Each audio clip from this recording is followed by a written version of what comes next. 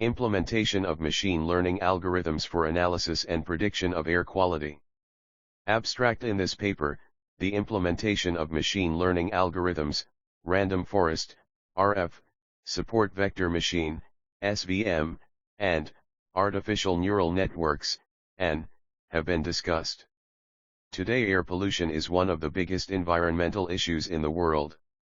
It poses a major threat to health and climate.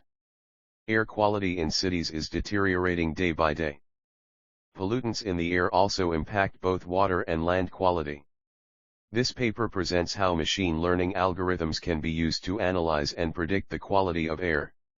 Machine learning algorithms provide us the methods to forecast the air pollution levels so that preventive measures can be taken by the people in order to minimize air pollution.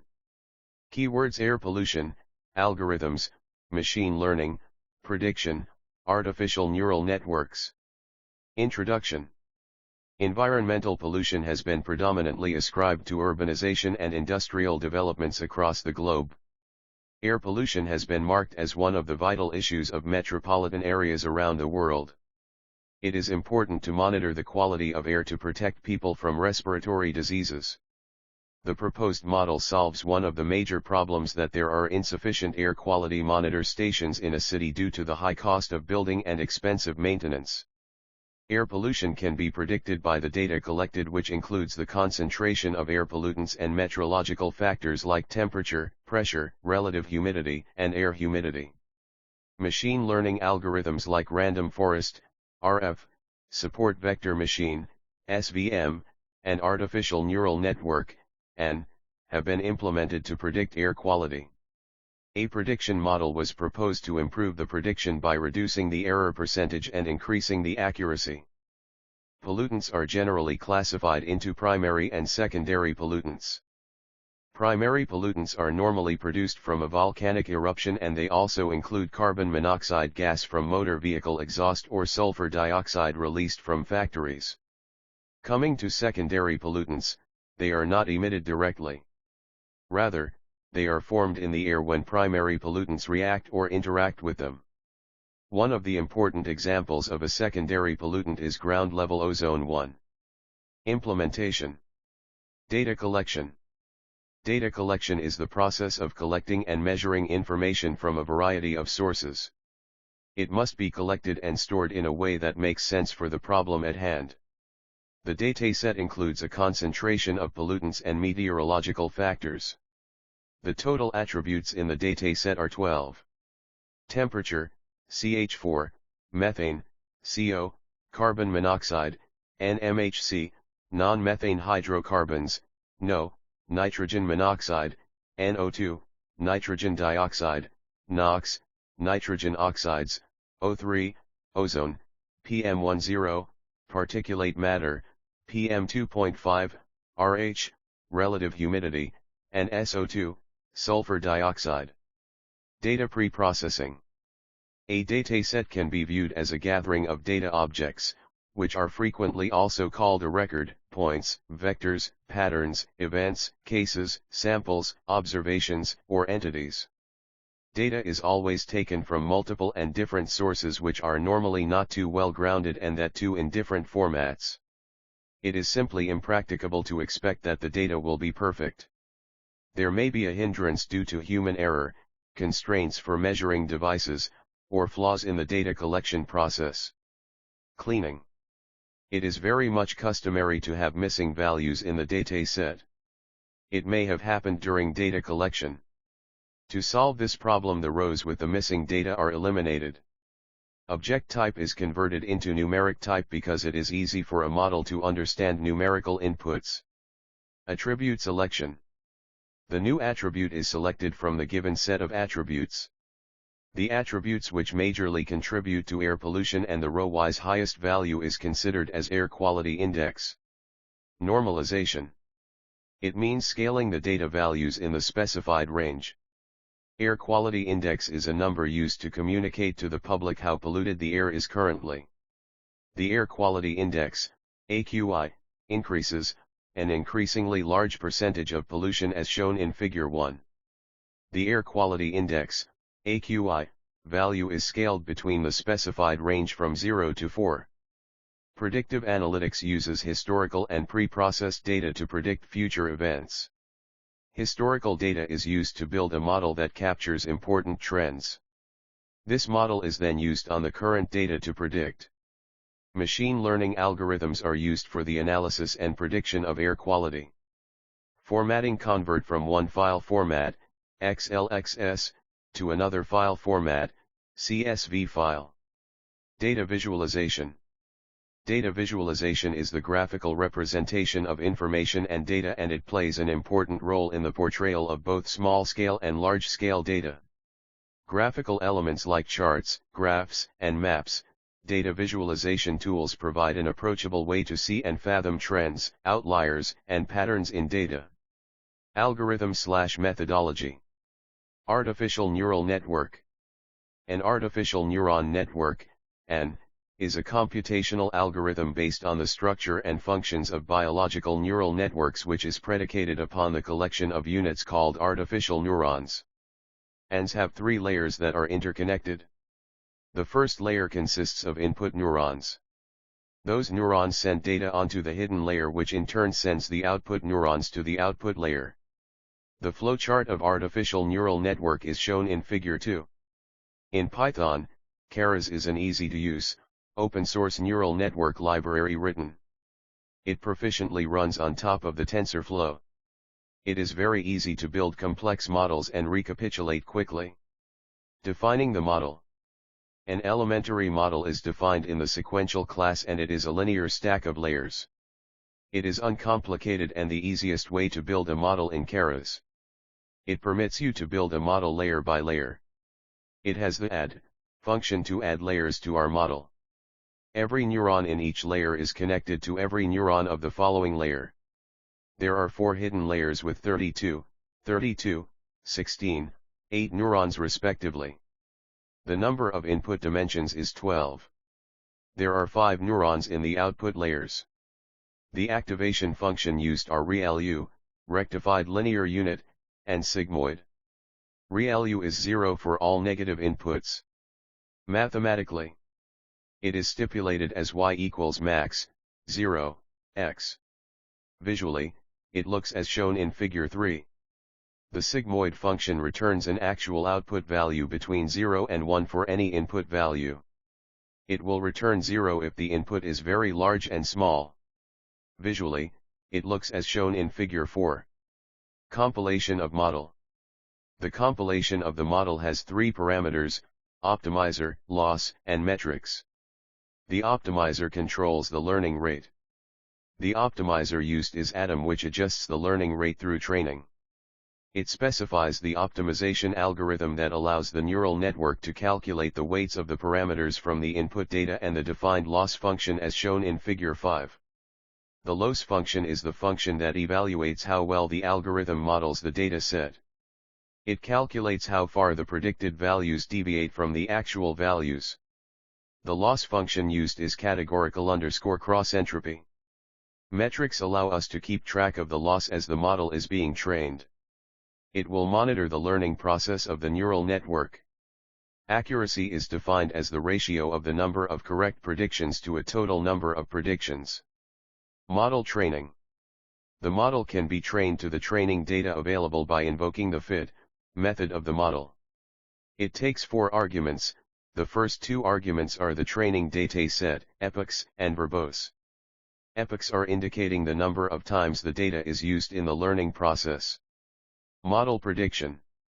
In Keras, the classes for the new data instances can be predicted using the predict function. It takes an argument, the testing dataset, batch size. The batch size controls the number of testing samples to work through the model.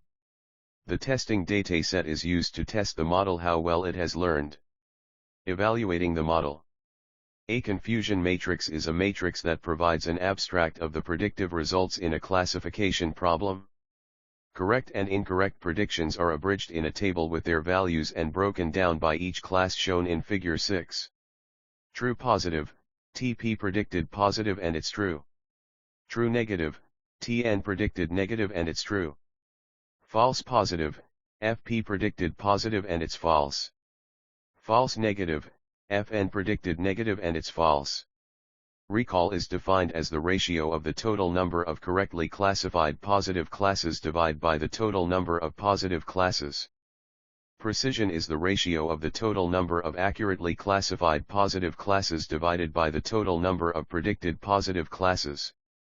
F1 score is defined as the harmonic mean of precision and recall. It is laborious to compare two models with distinct precision and recall values. So to make them comparable, use F-score.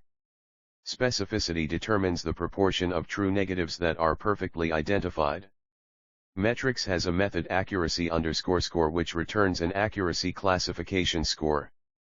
Support vector machine. Machine learning necessitates predicting and classifying data, and to do so numerous machine learning algorithms are employed according to the data set. Support vector machine, SVM, is a machine learning algorithm that is used for both classification and regression problems. It can resolve both linear and nonlinear problems and work well for many empirical problems. At first, an approximation of what SVMs do is to find a hyperplane between data of two classes. SVM takes the data as an input and outputs a line that separates those classes if possible, as shown in Figure 7. Support vectors. They are the data points, which are closest to the hyperplane. Hyperplane. It is a decision plane that separates between a set of objects having different class memberships. Margin. Margin is a gap between the two lines on the closest class points and is estimated as the perpendicular distance from the line to support vectors or closest points. If the margin is larger in between the classes, then it is deemed as a good margin. A smaller margin is a bad margin. According to the SVM algorithm, the points closest to the line from both the classes are determined. These points are called support vectors. The distance between the line and the support vectors is evaluated. This distance is called the margin. The aim is to maximize the margin. The optimal hyperplane is a hyperplane that always has a large and maximized margin. Thus, a decision boundary is made by SVM in such a way that the separation between the two classes is as wide as possible. The intention is to select a hyperplane with the maximum attainable margin between support vectors in the given dataset and to separate the given dataset in the best possible way. Support vector machine forages for the maximum marginal hyperplane in the subsequent steps. Generate hyperplanes that set the classes apart in the best way. The below Figure 9 shows three hyperplanes: black, blue, and orange. The blue and orange hyperplanes have higher stratification errors, but the black hyperplane is separating the two classes accurately. Choose the proper hyperplane with the maximum separation from the either nearest data points as manifested in the right-hand side figure. SVM kernels. The SVM algorithm is accomplished in operation using a kernel. The input data space is transformed to the required form. The strategy used by SVM for this transformation is called the kernel trick.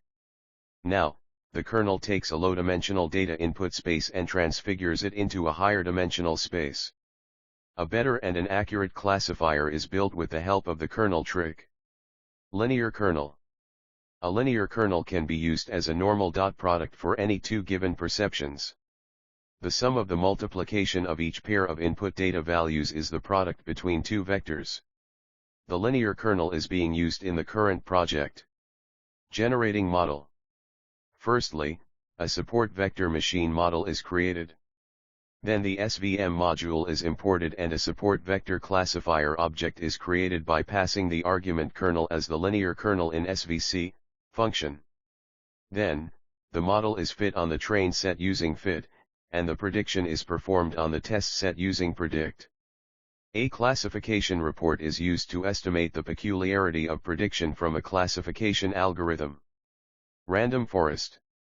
Random forest is another supervised learning algorithm that is used for both classifications as well as regression. Random forest algorithm constructs decision trees on the available data samples and then gets the prediction from each of them and finally designates the best solution by means of voting. Algorithm for random forest. Let the number of training cases is n, and the number of variables in the classifier is m.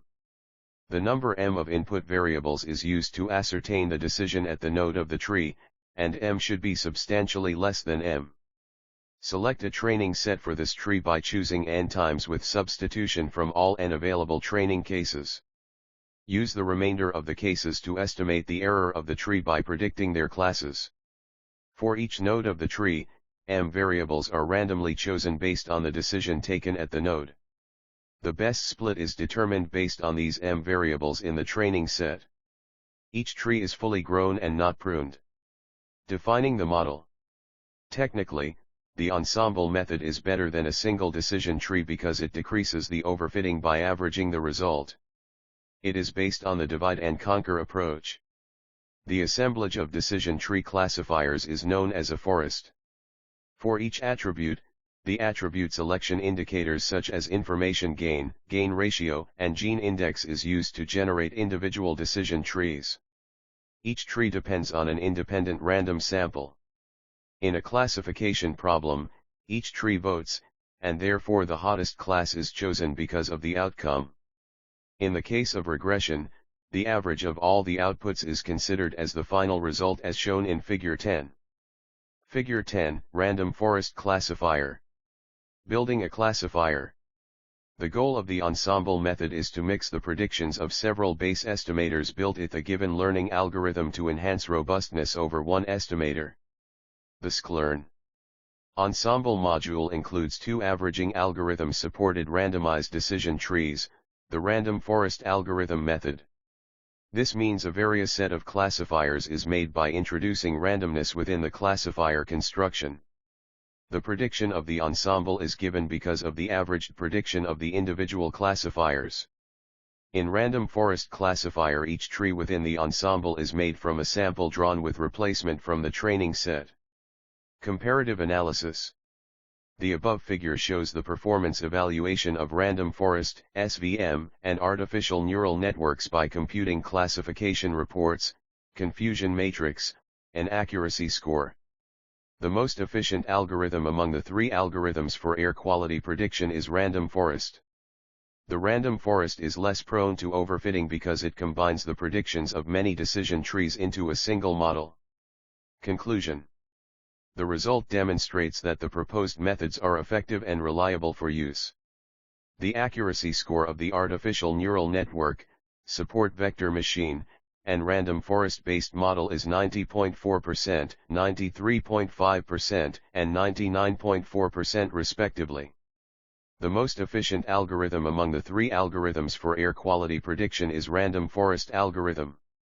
Air quality prediction may be a worthwhile investment on multiple levels: individual, community, national and global. The accurate prediction helps people plan, decreasing the effects of harmful air pollutants on health and the cost associated and creating a cleaner and healthier environment.